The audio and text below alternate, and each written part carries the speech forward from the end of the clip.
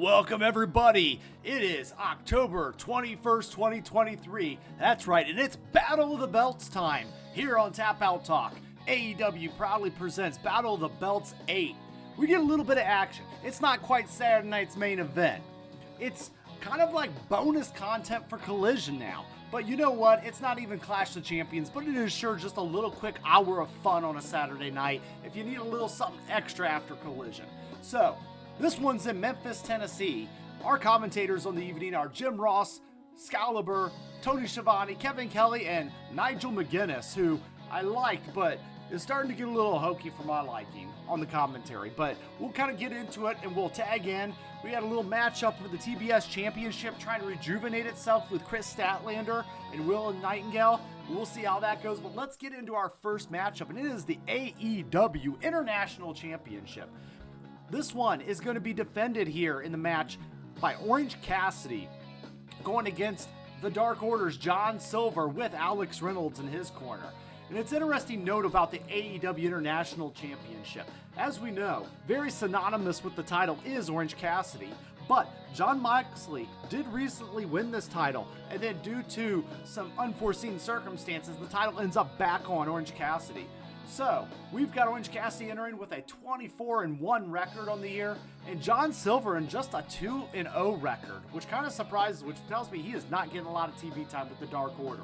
Bryce Remberg is going to be the referee on the action, and what we do is we start out this match, we get Cassidy making his way up the ramp right away, and he actually bumps into Jon Moxley as they were ending AEW Collision Saturday night, and Mox and the rest of the Blackpool Combat Club were also walking up the ramp, and Moxley didn't really appreciate the bump as he started attacking Cassidy just like a crazy guy. Officials broke it up, and Cassidy continued to make his way down to the ring despite the action. And now we get through the introductions, and Silver mocks Cassidy by putting his hands in his own pockets. He is an entertainer. Yeah, and he basically gets his pockets going, and then Cassidy comes back with an added attack on the followed by a tope on Reynolds on the outside of the ring. Cassidy manages to retrieve his sunglasses from Reynolds in the process, and he gets back in the ring. Cassidy is attacked by Silver as Silver bounces off the ropes and misses a punt to the head. Silver's tossing Cassidy around the ring, a great display of pure power. Another toss, and Silver takes time to showboat at this point. And Silver, at this point, hits a club to the chest, and he misses a running clothesline. Cassidy has the advantage, and he rams Silver's head on the turnbuckle multiple times. 1, 2, 3, 4, 5.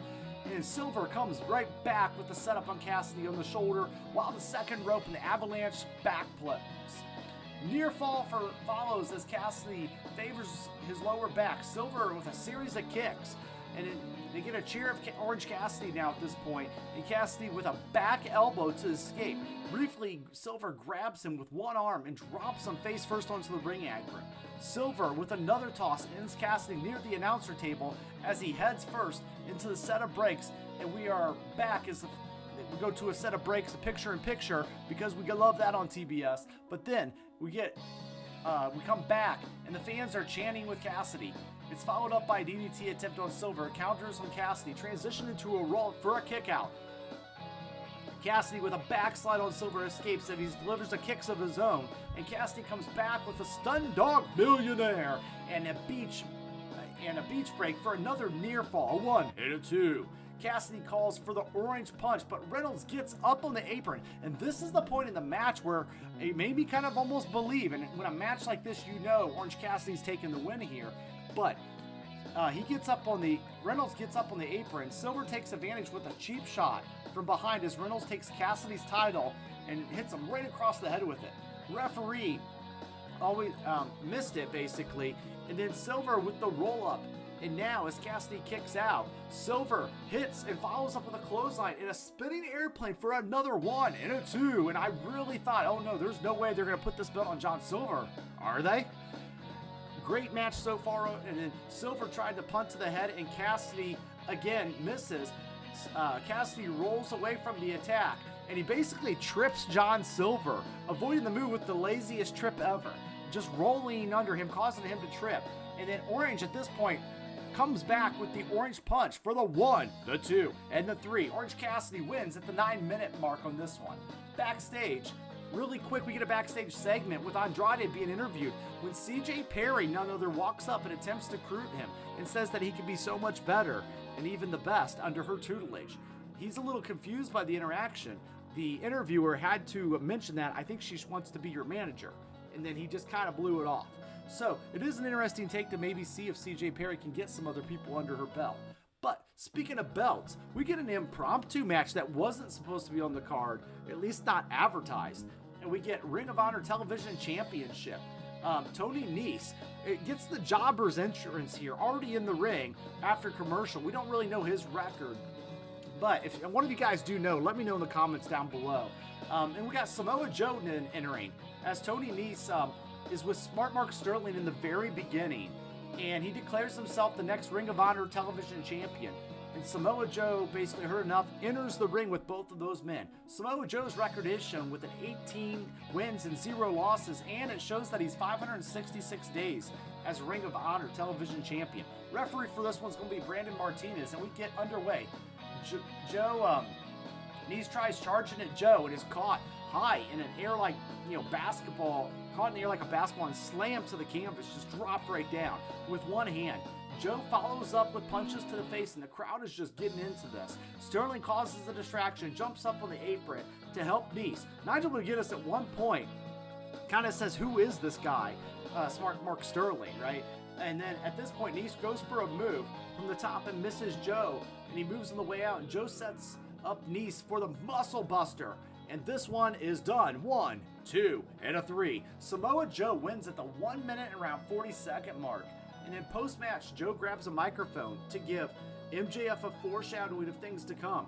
Joe sees himself as the next AEW World Champion. Again, didn't we do this already? We doing this again? And for MJF, the champion has a choice, which is give Joe the title shot or Joe will take it. MJF is a wanted man all around the parts of AEW. Hey guys, speaking of wanted, we want to interact with you here on Tap Out Talk. So if you guys just kind of comment down below, let's talk a little, or hit me up over on Twitter X. I always try to follow back everybody that I can, or I'm able to. And then also, if you guys could just at least hit the like button here, that'd be great. Check us out. Also, we got fansofprowrestling.com, my tag team mates over there. We've got Will, Heather, John, Carlos, and the whole gang. But on the webpage, we got all kinds of other great content from guys like Austin Boyer, Ted the Hillbilly Hill, all kinds of great folks over there. So go and check us out, and let's get in. We also got the next matchup to get into, and that is Chris Statlander defending her TBS championship, going against Willow Nightingale in this one. Nightingale's had a hot year. She's won a title over in Japan. She's been the Owen Hart tournament winner for the women this year. And Chris Statlander is not bad herself. She's entering 16-0 on the year with 146 days as champion. Has it really been that long? That kind of blows my mind. It feels like just the other day it was her and Jade winning the title back from Jade, but I guess it has been some time. Willow Nightingale's record is 17-10, but she's got 4 wins in her last 5 matches. Referee over this one's going to be Mike Posey, and there's an exchange of lockups immediately. And there's wrist locks along with reversals here. Willow with a takedown, and Chris Statlander comes back with one of her own, and they get into a stalemate. The two exchange shoulder tackles as Willow gets the best of the encounter. Willow's got kind of a different vibe to her I like. She's got a little bit of Bailey to her vibe as far as character style, but a little bit of Body Donna's or a Simon Dean type character. Maybe not Simon Dean, but you guys know it's bright, it's vibrant. I like a lot about her work. Chris Statlander, I'm also a fan of her work. She has really come along and developed in the AEW brand. But getting back to the action, Willow sets her up for a nice elbow drop from the top rope. Willow rolls out of the ring and regroup, and Statlander does a weird back moonsault. And then there's a spot where she basically just kind of came across a little rough, and I was a little worried there for a second. Chris tries to pick Willow up as Willow tosses Chris onto the steel post. There's a hair toss, follows from Willow with a big cannonball, and Willow tries to cover, and it's a near fall for a 1 and a 2. Willow follows up with headbutts and Statlander as they head to the next set of picture-in-picture ad breaks on TBS, right? This is free TV, folks. We're back right after that, and then we get Willow connecting with a hip attack and some rapid lariats just swinging in the ring. Then later on, we get a little bit of Blue Thunder in the action. Statlander goes back up to the top, and Willow stops her with a few shots. Willow with an avalanche Death Valley driver, but she can't secure it, and she's delayed in the pinning and capitalizing on it. Willow chokes Statlander, followed by another cannonball to the head. Willow on the top of Statlander as she goes up and gets a powerbomb. Statlander to the top again and connects with a 450 splash. 1, 2, 3, and still your TBS champion, Kris Statlander. She's out of this world. But post-match, Kris Statlander offers to shake the hand of Willow as Sky Blue comes in and swipes her hand away, and Willow tries to calm Sky down as she shakes Chris's hand and walks away. Sky looks really disgusted at the whole altercation or the interaction between the two, and she takes off, and there's definitely tension between them. I gotta say this, I'm not really liking Sky Blue's new look. I liked her better with the blue hair, and standing next to Kris Statlander, it looked like the cheap Great Value brand of Kris Statlander. You know, she just didn't look as athletic, and she didn't look, she looked like she was trying to be a knockoff. And I actually like Sky Blue a little bit better when she had, you know, just so many months ago with the blue hair and a whole different style. But her hair is very close to Kris Statlander's hair, and it did take away a little bit of my viewing there. And I was like, ooh, and they seemed almost similar. For me, Statlander, her work has been phenomenal since really kind of picking up this TBA championship and trying to push ahead with it. And I know there was supposed to be a big rematch interaction with Jade Cargill, but other plans have changed that in free agency of the world today. And now that Jade Cargill is with WWE, Kris Statlander has, you know, got 2 definitive wins over her and is trying to really redefine this championship.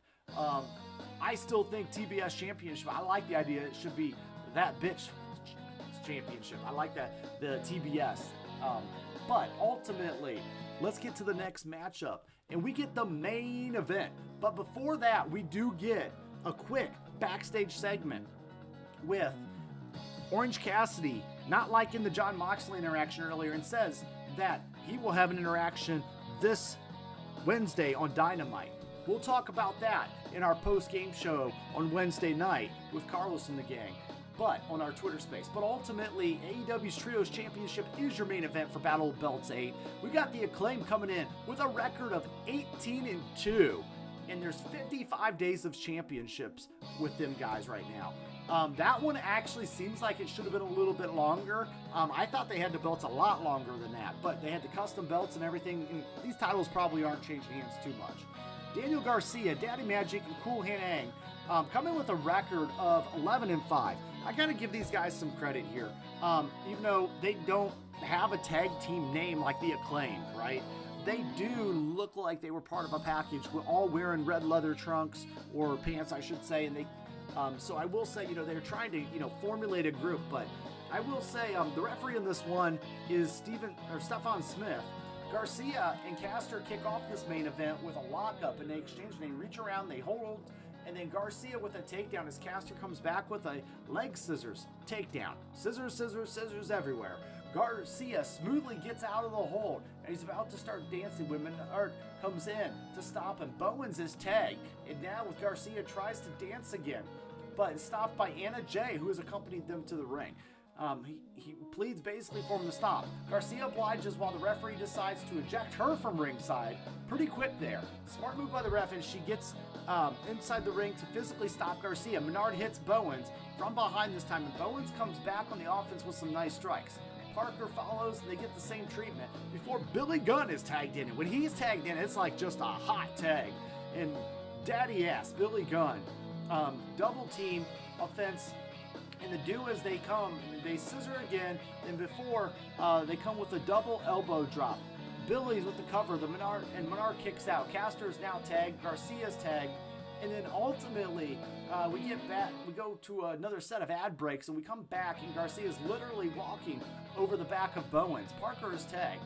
And then basically we go later back and forth in the action. Later on then, we do get Billy with some powerful strikes to everyone in sight before a scoop and slam on Menard. Bowens to the top with a leg drop between the groin as the Acclaim scissor one another. All hell breaks loose, and now we get a fighting back and forth, and everybody's just pandemonium going wild. Garcia with a clothesline as the fans are begging him to do the dance. He finally does it. He follows up looking with a pile driver. Billy Gunn comes in for the save with the Famouser. And before some double team action, and Bowens and Caster in this one with a 1, 2, and a 3, and they retain these titles. They've got custom titles. They've got them for 55 days and more, and these aren't going anywhere. But I will say, there wasn't really much of a title change fooling me on this one. But you do see that, it's a great way to highlight some of Daniel Garcia, Daddy Magic, and Cool Hang Mang. I will say, the other trio with Danny Garcia and company, I'll say, they just seem a little stale in that sense. And I don't know if they just need an overall, like a formulated gimmick among the group or what we can do. And I think that's what they're trying to do with Anna Jay a little bit. But ultimately, let's get into just a quick recap. So again, it's Saturday night, right? It's Saturday Night Fights and it's Battle of Belts 8. For me, the match of the night was definitely Chris Statlander going over Will Nightingale with the 450 splash. That was the most entertaining one for myself. There are going to be some of you guys that are going to like the Acclaimed and the Daniel Garcia match, but I felt like it was a good match. But I do felt like the ladies maybe should have main evented this one tonight. Also, we get Orange Cassidy with some storyline advancement.